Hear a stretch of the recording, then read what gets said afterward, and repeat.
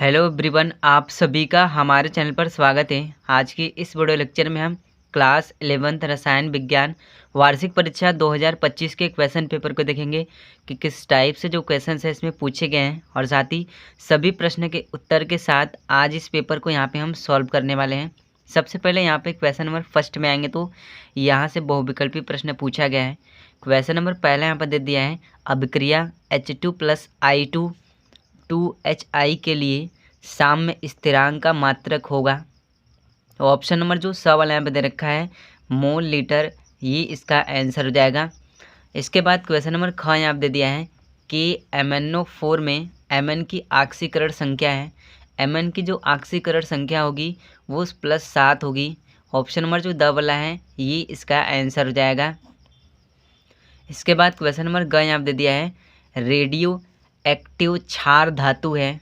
यहाँ पर इस तरह से हम देखेंगे तो ऑप्शन नंबर जो स वाला यहाँ पर दे रखा है 1H3, ये वाला इसका आंसर हो जाएगा।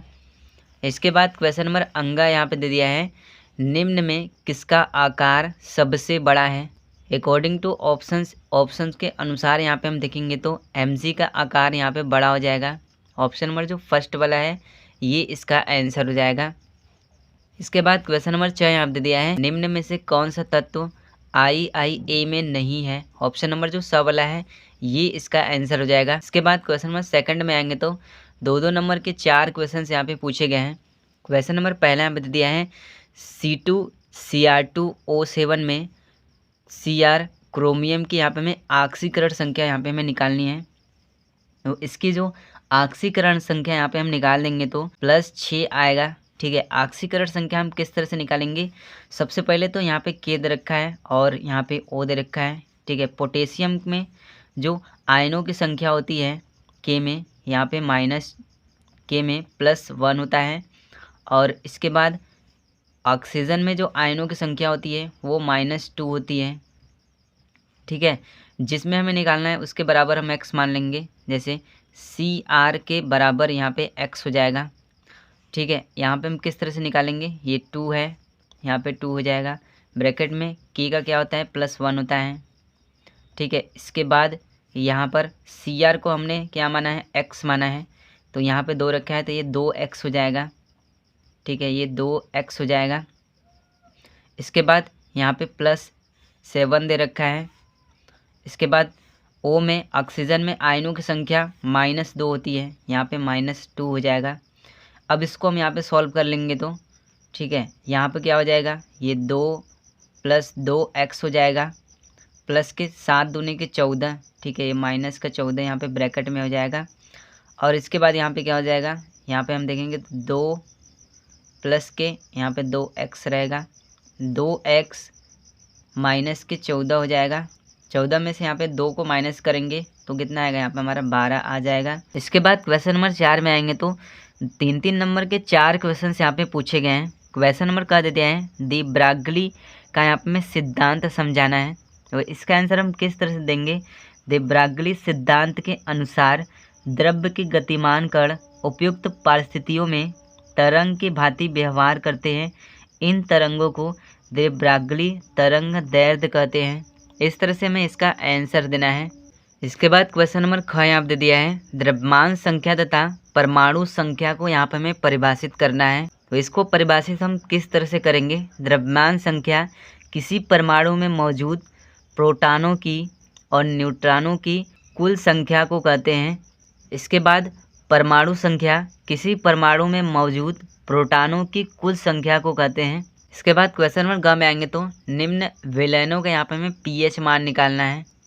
क्वेश्चन नंबर घ में आएंगे तो द्रव्य अनुपाती क्रिया का नियम यहाँ पे हमें समझाना है।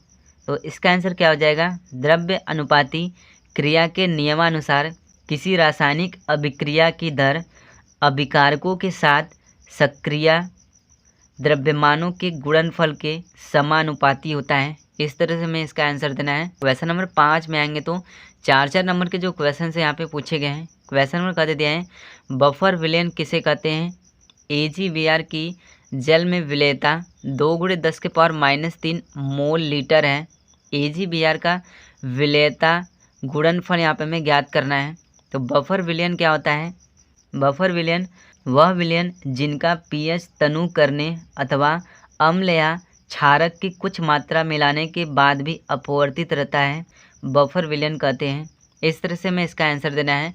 इसके बाद क्वेश्चन नंबर ख में आएंगे तो H2 + I2 2HI अभिक्रिया के लिए यदि H2 I2 तथा HI की सांद्रता साम्य अवस्था में क्रमशः 9.0 3.0 तथा 27.0 मोल प्रति लीटर हो तो साम्य स्थिरांक की गणना यहाँ पे हमें करना है।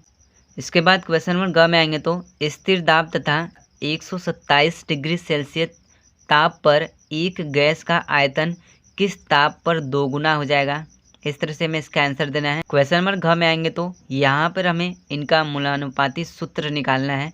क्वेश्चन नंबर 6 में आएंगे तो 4 नंबर के जो क्वेश्चन से पूछे गए हैं। क्वेश्चन नंबर क यहाँ पे दे दिया है आधुनिक आवर्त नियम क्या है। दीर्घाकार आवर्त सारणी की यहाँ पे हमें विशेषताएं लिखना है।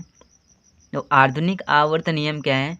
आधुनिक आवर्त नियम के अनुसार तत्वों के भौतिक और रासायनिक गुण उनके परमाणु क्रमांक के आवर्ती फलन होते हैं।